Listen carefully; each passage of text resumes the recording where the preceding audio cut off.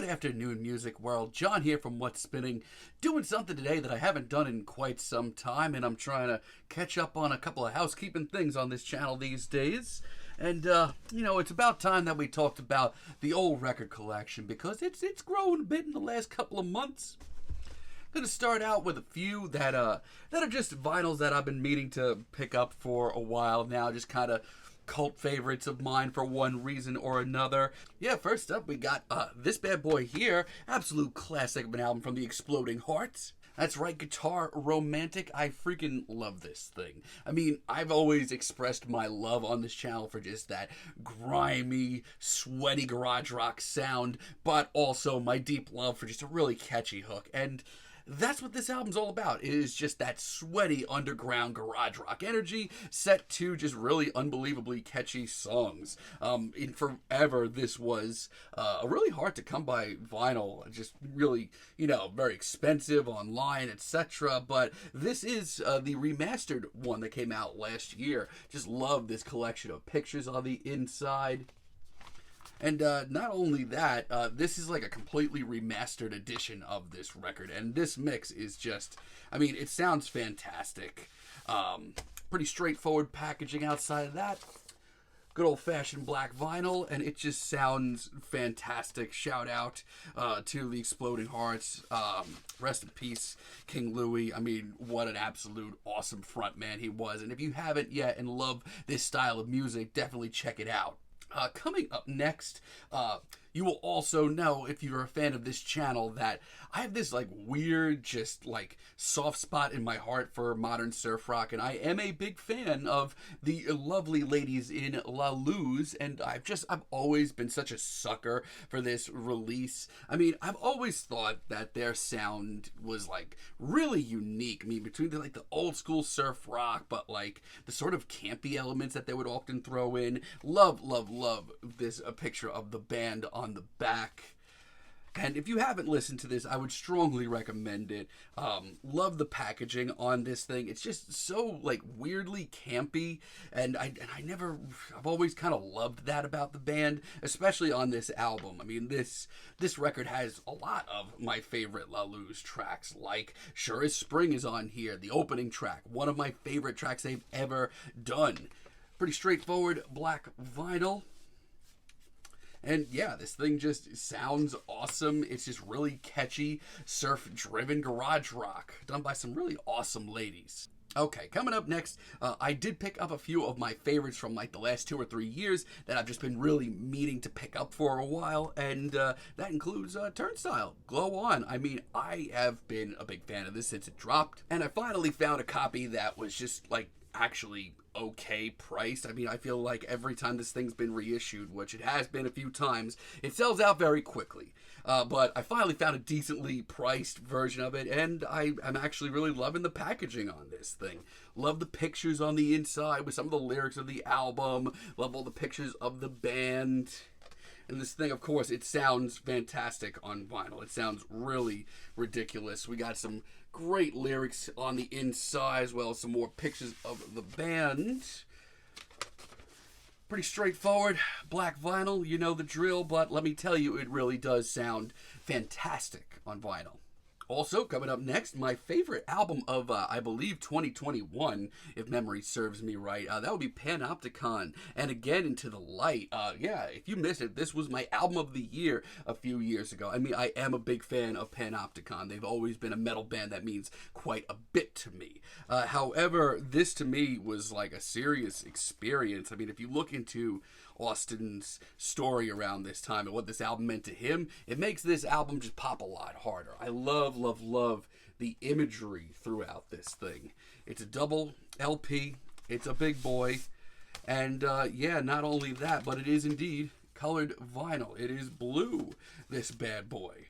But I've been meaning to pick this up forever, because I do try and pick up all my albums of the year, no matter how expensive they are. And this one took some time for me to grab, but I'm finally glad that it's in the collection. Coming up next, another one of my favorites from a few years ago, Suede's Auto Fiction. Now, if you have listened to this channel and you know me, you will know that I'm a huge Suede fan. I really love a lot of their discography. It's pretty shockingly consistent when you really get down to it. But this album, which has been, it's their latest album. They've been at it for so long, but they still sound incredible. And this, I mean, this album's awesome. I love the packaging on this thing. Some of the imagery on the inside, some of the photographs are really, really classy. Very straightforward on the inside, just a black sleeve, and you know what that means, a pretty straightforward black vinyl.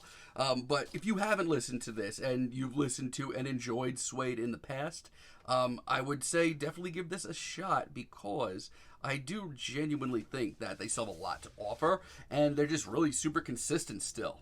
Now for a few records from last year that were some of my favorites of the year that I got a chance to pick up recently. First up, HMLTD, The Worm. While my thoughts on this album have maybe lessened a little bit, I still think they're one of the most interesting and engaging and genuinely creative acts in art punk right now. And the album, like I said, I've lessened on it a little bit, but still, I mean, the packaging on this record is ridiculous. I mean, we have this whole huge picture depicting the worm and the story of this album, which is still batshit insane, and I still don't think I understand much of it. But the packaging on this thing is freaking cool, and it really does stay true to, the story of the album. Outside of that, pretty business as usual, black vinyl, but I listened to this a few weeks ago, and it sounds great, and it actually, kind of made me fall in love with this album for a second time, start appreciating things a little bit more. But yeah, it's still a great record. This was a big one for me. I just had the very quick need to get this record just because of how much I loved it and ranted about it and raved about it last year. And I really am just thrilled that I have it in the collection. It's out of Palomo, World of Hassle. I mean, I've talked about this at length. I think this is some of the most genuine fun that I've had in synth pop and electro pop in quite some time. This album has a ton of personality, and not only that, but this packaging is some of my favorite packaging I've seen in a while. I mean, look at all this. What is this? There is so much to take in here, and a lot of it shares the same really quirky and weird sense of humor that the album does, which I still have very much in rotation. Inside packaging, pretty straightforward, black vinyl. We got a nice lyrics sheet here as well. And, I personally just love the packaging on this thing. I think it actually matches the personality of the album, which is wild to think about. I'm going to round this off with a couple of my favorites from this year that I've been meaning to pick up, and I finally did. First up, one of the best synth pop projects I've heard in a while, and one of the best albums in this band's discography. I'm talking about the new Future Islands album, People Who Are Not There Anymore. Like I said in my review for this, I've kind of been on a mild streak with Future Islands for a while, and this, to me, is what I wanted to hear. It is an album of their best of their both worlds. There's synth-pop bangers on here and beautiful ballads, but the packaging's pretty straightforward. It's just, we got a nice... I actually really like the back of this for some reason. I love the design of that.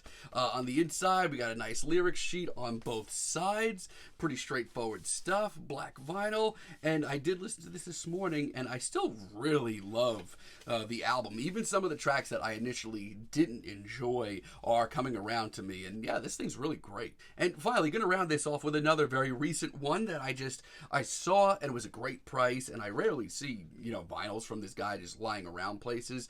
It would be the latest from Burial. This is his Dream Fear Boy Sent From Above project, which I do still think has a lot going for it, and is the best EP I've heard so far this year. I don't know. This is a really interesting EP from Burial for a lot of reasons. It really does keep me on my toes for most of it. But much like a lot of Burial's packaging, this is very straightforward packaging here.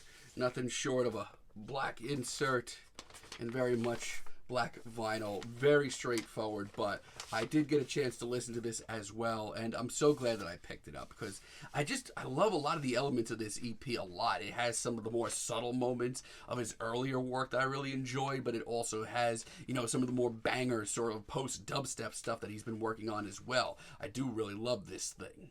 Well, that's going to be it for now. Let me know down below if you like videos like this. I'm planning on doing another video like this, possibly right after Record Store Day, which I will be attending. So I'll give you guys another update after that. But until then, have a great day, friends.